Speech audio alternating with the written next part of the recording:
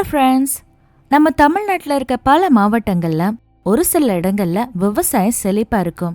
ஒரு சில பகுதிகளில் வியாபாரம் ஓஹோன்னு நடக்கும். சில இடங்கள்ல ஆடு மாடு வளர்ப்பு சிறப்பா இருக்கும்.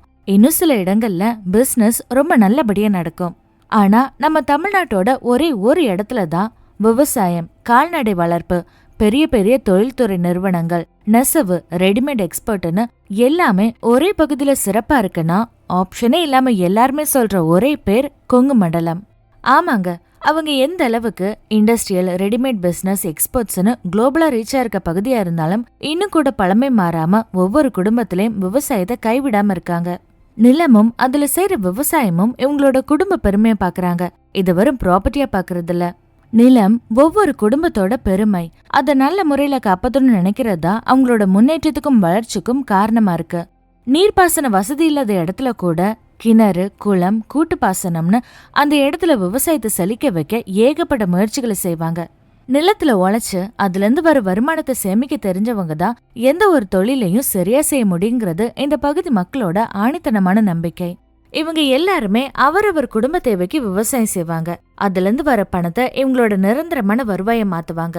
அதுக்கப்புறம் கிடைக்கிற அதிகப்படியான விளைச்சல் தான் வியாபாரத்துக்கு கொண்டு போவாங்க. முதல்ல தனிப்பட்ட குடும்பத்துக்கு பயன்படுற மாதிரியான பயிர்களை தான் சூஸ் பண்ணுவாங்க. அதோட மார்க்கெட் வேல்யூவை பொறுத்து உள்ளூர்லயோ இல்ல வெளியூர்ல இருக்க சந்தைகளையோ வியாபாரத்துக்கு அனுப்பி வைப்பாங்க. இப்படிதான் இவங்க சிறந்த விவசாயிகளா மட்டும் இல்லாம பொருளுக்கான விலையை நிர்ணயம் செய்யறதுலயும் பெஸ்ட் ஆனவங்களா மாறினாங்க. விவசாயம் வேணா பல நூற்றாண்டுகள் அந்த பகுதியில நடந்துட்டு வரலாம். ஆனா அந்த விவசாயத்துல இருந்து கிடைக்கிற பொருட்களை வியாபாரம் செய்யறதுலயும் அவங்களோட பொருட்களுக்கு மதிப்பை கூட்டி அது குளோபல் மார்க்கெட்ல சேல் பண்ற டெக்னிக்கையும் இவங்க காலப்போக்கில் தெரிஞ்சு வச்சிருந்தாங்க.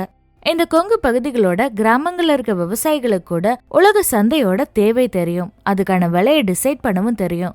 அந்த அளவுக்கு அப்டேட்டடா இருக்கிறதாலதான் விவசாயம் செஞ்சு பெரிய அளவுக்கு லாபத்தை சம்பாதிக்க முடிஞ்சிருக்கு. ஈரோடுல விளையிற மஞ்சள், கரூர்ல இருக்க பருத்தி, வீடுகள்ல வளர்க்கப்படுற ஆடு மாடுகள், அது மூலமா கிடைக்கிற துணை பொருட்கள்னு எல்லாமே உலகத்தர குவாலிட்டியில மெயின்டைன் பண்ணப்படுது. இந்த பகுதி மக்களோட வாட்டர் மேனேஜ்மெண்ட் ப்ராசஸ் தான் இவங்களுக்கான ஸ்பெஷல் ஸ்கில்லா இருக்கும். இதுதான் பெருமளவு லாபத்தை தரக்கூடியதா இருக்கு. பாசன வசதிகள் இல்லாத இடங்கள்ல கூட இன்னோவேட்டிவான ஐடியாஸை வச்சு குளம், கிணறுன்னு உருவாக்கி வச்சிருப்பாங்க.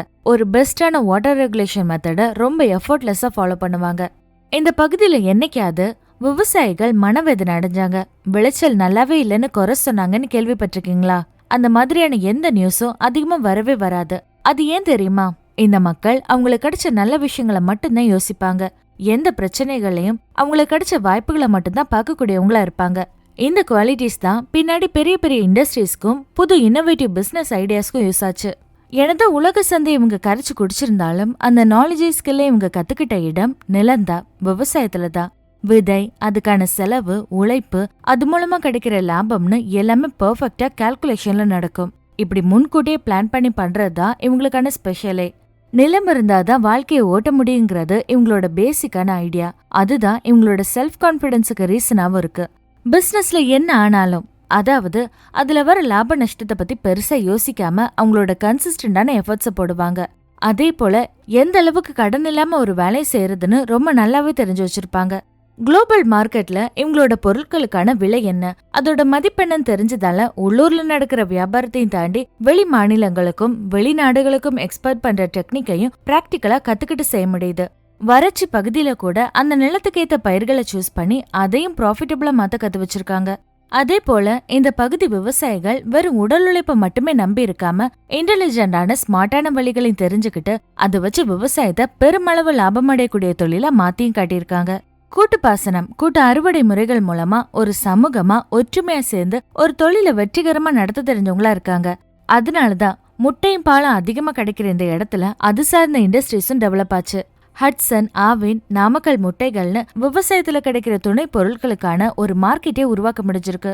இப்படி எல்லா விஷயத்திலயும் அப்டேட்டடா பேசிக் நாலேஜை வளர்த்துக்கிட்டு உலக சந்தையில போட்டி போடுற அளவுக்கு தரமான பொருட்களை உற்பத்தி பண்ற திறன் மத்த இடங்களை விட இந்த கொங்கு பகுதி மக்கள் கிட்ட கொஞ்சம் எக்ஸ்ட்ராவா இருக்கு. அப்படி அந்த சக்சஸ்ஃபுல்லான அக்ரிகல்ச்சர் ப்ராசஸ்க்கு ரீசன் என்ன தெரியுமா? First, scarcity is the mother of innovation. இது ஒரு இங்கிலீஷ் ப்ராவர்ப் இல்லைங்க. இதுதான் இந்த கொங்கு மக்களோட ஐடியாலஜி. நம்ம எதுல இல்லைன்னு நினைச்சு வருத்தப்படுறோமோ அதுதான் அவங்களோட இன்னோவேட்டிவான ஐடியாஸ்க்கு காரணமா இருக்கு. தண்ணி வசதி சரியாவே இல்ல, வேலை செய்ய ஆட்கள் கிடைக்கவே இல்ல, விளைச்சல் அதிகமாகிருச்சு, இதெல்லாம் ஒரு விவசாயி கவலையோடு வருத்தப்பட்டு சொல்ற விஷயங்கள். ஆனா பாசன வசதிக்கான கிணறுகளை, குளங்களை உருவாக்குறது, ஸ்பிரிங்க்லர் மாதிரியான டெக்னாலஜிஸை யூஸ் பண்றது, ஆட்களுக்கு பதிலா டெய்லி யூஸுக்கு ஏத்த மாதிரியான புது மிஷினரிஸை உருவாக்குறது, விளைச்சல் அதிகமானா அது எப்படி வேற ப்ராடக்டா மாத்தி மார்க்கெட்ல சேல் பண்ணலான்னு யோசிக்கிறதுன்னு எதெல்லாம் இல்லையோ அதையே பாசிட்டிவான சோர்ஸா மாத்துற திறமை இவங்கள்ட்ட அதிகமா இருக்கு. இத திறமைன்னு சொல்றதை விட புதுசா ஏதாவது யோசிக்கணுங்கிற எண்ணம் இந்த பகுதி மக்கள் கிட்ட நார்மலாவே இருக்க விஷயமா இருக்கு. அதனாலதான் நார்மலான விவசாயத்துல இருந்து கிடைக்கிற பொருட்களை வச்சு புதுசா பல இன்னோவேட்டிவான ப்ராடக்ட்ஸ் இங்க இருந்து அதிகமா உருவாகுது. பண விஷயத்திலயும் இவங்களோட ஐடியா இப்படிதான் இருக்கும். பணம் இல்லையே நினைக்காம அது உருவாக்குற வழிகளை யோசிப்பாங்க. பணம் இருந்தாதான் தொழில் செய்ய முடியும்னு யோசிக்காம என்கிட்ட இருக்கிறத எப்படி பணமா மாத்தலாம்னு யோசிப்பாங்க. இந்த ஒரு குவாலிட்டி தான் இவங்களால விவசாயத்தை ப்ராஃபிட்டபிளான பிசினஸா மாத்த முடிஞ்சிருக்கு. Second, failure resistance. மழையை மட்டுமே நம்பி விவசாயம் செய்யாம அடுத்து என்ன செய்யலான்னு யோசிக்கிற தன்மை இவங்க கிட்ட அதிகமாவே இருக்கும். இந்த முறை சரியா விளைச்சல் இல்லையா, சரி அடுத்த முறை இன்னும் கவனமா செய்யணும். இப்படி பர்சனல் லாஸ், கிளைமேட் சேஞ்சஸ், வேற சில பிரச்சனைகள், அதனால ஏற்படுற தோல்விகள், இது எதுவுமே இவங்களோட முயற்சிகளை தடுத்ததே இல்ல. பொதுவாவே விவசாயிகளோட வாழ்க்கை ரிஸ்க் ஆனதுதான். ஏன்னா இயற்கையும் சரி, மார்க்கெட் நீடும் சரி, ரெண்டுமே அவங்க கண்ட்ரோல்ல இருக்காது. அப்ப இயல்பாவே விவசாயம் செய்யறவங்களுக்கு ரிஸ்க் மேனேஜ்மெண்ட் பத்தி நல்லாவே தெரிஞ்சிருக்கும். அதுலயும் இந்த கொங்கு மக்கள் கொஞ்சம் அட்வான்ஸ்டான ஐடியாவை யூஸ் பண்ணி அவங்களோட ரிஸ்க குறைக்கிற டெக்னிக்கையும் ஃபெயிலியரை சக்சஸா மாத்துற வழிகளையும் நல்லாவே தெரிஞ்சவங்களா இருப்பாங்க. இதுதான் அவங்கள ரிஸ்கான பிசினஸ்ல கூட பெரிய சாதனைகளை செய்ய வைக்குது. Third, pattern recognition. இந்த உலகத்துல நடக்கிற எல்லாமே ஒரு பேட்டர்னை ஃபாலோ பண்ணணும். அது பாலிடிக்ஸ், மக்களோட மைண்ட் செட், வெதர் கண்டிஷன் எதுவா வேணா இருக்கலாம். ஆனா எல்லாத்துக்குமே ஒரு பேட்டர்ன் இருக்கும். இந்த நிலத்துல இந்த பயிர் தான் சரியா இருக்கும், இந்த வெதர் கண்டிஷனுக்கு இந்த தானியத்தை விளைய வைக்கலாம், எந்த பயிரை எந்த காலத்துல விளைய வச்சா வருஷம் முழுக்க அதுக்கான மார்க்கெட்டை உருவாக்கலாம். இப்படி எல்லாமே பேட்டர்ன் தான். அந்த பேட்டர்ன்ஸை சரியா ஃபாலோ பண்ற ஸ்கில் இந்த பகுதி மக்களுக்கு கொஞ்சம் கூடுதலாவே இருக்கும். பிசினஸ்ல மார்க்கெட் ஸ்ட்ராட்டஜியை உருவாக்கவும் அதை புரிஞ்சுக்கவும் இந்த பண்பு உதவியா இருக்கும். Fourth, community paste economic. பெரும்பாலும் இந்த பகுதி மக்கள் ஒரு கூட்டமா, குடும்பமா இருந்ததா எந்த ஒரு வேலையும் செய்வாங்க. அது விவசாயமா இருந்தாலும் சரி, பிசினஸா இருந்தாலும் சரி. அது ஒரு தனி மனிதனோட வேலையா இருக்கிறத விட ஒரு குடும்பத்துக்கான வேலையா இருந்தா அதுல சக்சஸ் ரேட் அதிகம். முக்கியமா விவசாயத்துல இது கரெக்டா பொருந்தும். வீட்டுல இருக்க பெரியவங்க, படிக்கிற பிள்ளைங்கன்னு எல்லா தலைமுறைக்கும் விவசாயம் பத்தின எல்லா விஷயத்தையும் சொல்லிக் கொடுப்பாங்க. ஸ்கூல், காலேஜுக்கு போயிட்டு வீட்டுக்கு வர பிள்ளைங்க கூட அப்பா அம்மா கூட சேர்ந்து வயல்ல வேலை செய்யறத இந்த பகுதியில நல்லாவே பார்க்க முடியும். ஆடு மாடுகளை கவனிக்கிறதா இருக்கட்டும், இல்ல சின்ன சின்ன வயல்வெளி வேலைகளை செய்யறதா இருக்கட்டும், அதை அடுத்த தலைமுறைக்கு பிடிக்கிற விதத்துல சொல்லித்தரதும், அவங்கள முழு இன்ட்ரெஸ்டோட அதை செய்ய வைக்கிறதும் இன்னும் கூட விவசாயத்தை செழிப்பா வச்சுக்க இவங்க எடுக்கிற முயற்சிகள் தான். ஒரு குடும்பமா சேர்ந்து வேலை செஞ்சு அது மூலமா வீட்டோட வருமானத்தையும் நாட்டோட பொருளாதாரத்தையும் வளர்க்குற வழிகளை தெரிஞ்சு வச்சிருப்பாங்க. Fifth, pride. Market strategy, knowledge, property value, அசட்னு எல்லாத்தையும் விட நிலமும் அது சார்ந்த விவசாயத்தையும் இவங்க பெருமையா நினைக்கிறாங்க. என்னதான் கார், பங்களா, இண்டஸ்ட்ரின்னு இருந்தாலும் காணி, நிலம் இருந்தாதான் பெருமை நினைக்கிறவங்க இந்த பகுதியில நிறையவே இருக்காங்க. அப்ப நிலம் இல்லைன்னா மரியாதை இருக்காதான்னு கேட்காதீங்க. அது ஒவ்வொருத்தரோட தனிப்பட்ட நம்பிக்கை.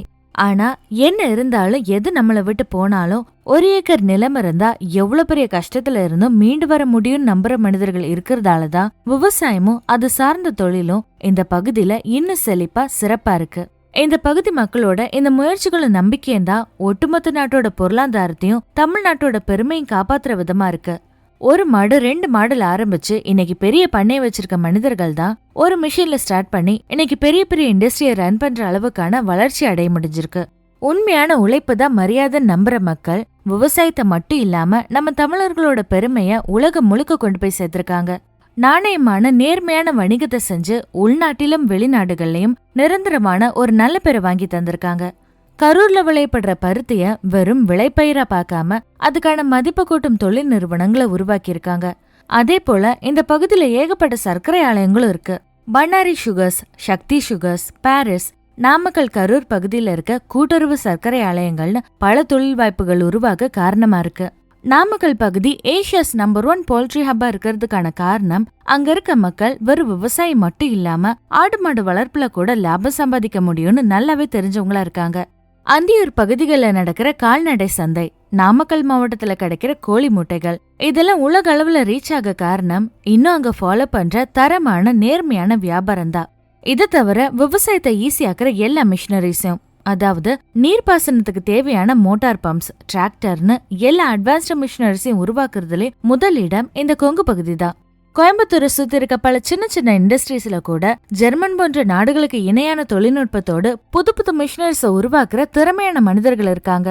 கஸ்டமர்ஸோட தேவைகளை புரிஞ்சு அவங்களோட தேவைக்கு பயன்படுற மாதிரியான டிசைன்ல சின்னதுல இருந்து பெரிய மிஷினரிஸ் வரைக்கும் இங்க கிடைக்கும். இப்போ நீங்க பாக்கு மட்டையை வெட்டி செய்யற பிளேட்ஸ் இருக்கான்னு கேட்டாலும் சரி, இல்ல காருக்கு தேவையான ஸ்பேர் பார்ட்ஸ் இருக்கான்னு கேட்டாலும் சரி, இல்ல எதுவும் வேண்டாம் தென்னை மரத்துல தேங்காய் பறிக்கிறதுக்கான மிஷின் இருக்கான்னு கேட்டாலும் சரி, அதுவும் இங்க கிடைக்கும்னு சொல்ற அளவுக்கு விவசாயம் தொடர்பான எல்லா மிஷினரிஸையும் ஒரே இடத்துல வாங்க முடியும். ஈரோட்ல விளையிற மஞ்சள் உலகம் முழுக்க எக்ஸ்போர்ட் ஆகுது.